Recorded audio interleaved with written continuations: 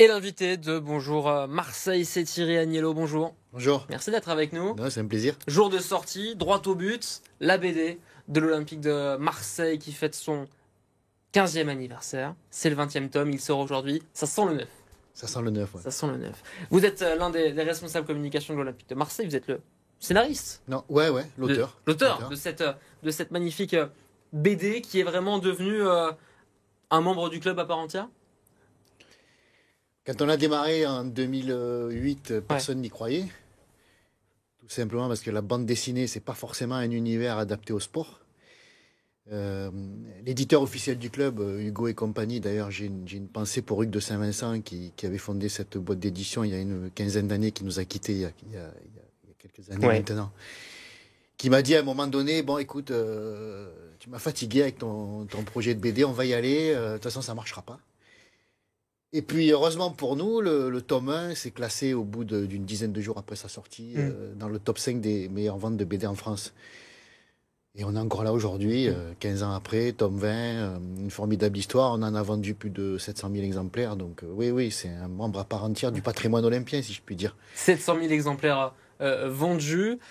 Comment vous avez eu cette idée d'allier l'Olympique de Marseille, son histoire, la passion des supporters et le monde de la bande dessinée? Comment c'est venu en fait? C'est très simple. À l'époque, chaque année, on essayait d'innover. Qu'est-ce qu'on peut faire comme nouveaux produits? Il faut toujours aller chercher des nouveaux supporters. Et donc, pour s'adresser aux jeunes, la bande dessinée, ça paraissait être une bonne idée. Personne n'y croyait. Et finalement, on se rend compte que c'est pas une aussi mauvaise idée que ça. Ouais. Un bon plan marketing aussi, parce que voilà, 700 000. D'ailleurs, oui, vous êtes marketing, non pas communication. C'est ce que j'ai dit en préambule. Évidemment, on surfe sur un public fantastique, le public olympien. Il y a une identité, une ferveur qui forcément draine toute l'activité qui tourne autour du club. En fait, la bande dessinée, ça a un avantage, c'est que ça permet d'abord, d'être hyper inventif. Ouais. Donc on peut aller dans n'importe quel univers. Et l'avantage de ce produit-là, c'est qu'on reste dans la tendance de l'histoire du club et de son actualité. Donc on y retrouve des personnages de la saison, ou en tout cas des personnages actuels. Et chacun, après, il fait sa salade, s'y reconnaît comme il veut, donne l'âge qu'il veut à Nino d'ailleurs, parce que c'est souvent la question qu'on me pose, quel âge il a? Ben, on a l'âge qu'on veut bien lui donner. Nino, évidemment, au cœur de ce droit au but. Plusieurs personnages actuels, on reconnaît bien sûr Pablo Longoria, que vous avez vu. On a aussi, et c'est aussi une particularité de cette édition, c'est qu'il y a une édition collector pour fêter justement ce 15e anniversaire. Donc si vous achetez la collector, qui, je vous donne le prix, est à 14,95 €, le normal est à 11,95 €. Pour 3 € de plus, on peut voir du monde. On peut voir Basile Boli, on peut voir Eric Dimeco, je vais vous trouver ça de suite. C'est vrai que cette BD, est-ce qu'il y a de la fiction? Est-ce que vous racontez vraiment les coulisses du club? À quoi doit-on s'attendre quand on lit droit au but, si on ne connaît pas droit au but? D'abord, chaque tome est une histoire différente, donc on peut les lire indifféremment les uns des autres. Et Nino traverse à chaque fois des aventures qui lui sont propres, donc qui ne sont pas forcément liées à l'actualité du club. Par contre, effectivement, le socle, ça reste quand même la réalité du club. On y retrouve les tenues, on y retrouve les joueurs de l'effectif, le président, etc. Mais Nino, lui, il vit sa propre histoire. Et effectivement, dans le numéro collector, Nino a posé la question à une quinzaine d'anciens Olympiens, quel était leur maillot préféré de leur passage à l'Olympique de Marseille. Voilà, là, il y a Eric Dimeco, regardez. Eric Dimeco, Didier Drogba. Donc pour Eric Dimeco, c'est le maillot de 80-81, le maillot blanc. C'est ça?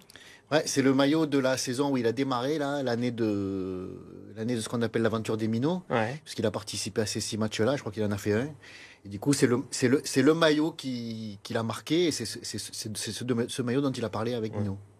Cette BD, cette bande dessinée, l'amour du maillot, justement, c'est le titre de cette aventure. On retrouve des personnages actuels, on retrouve aussi bien sûr Bernard Tapie, qui a marqué, on en a parlé encore il n'y a pas longtemps à l'occasion de l'anniversaire de sa disparition, qui a marqué le club, qui continue de marquer le club, aussi de vous inspirer.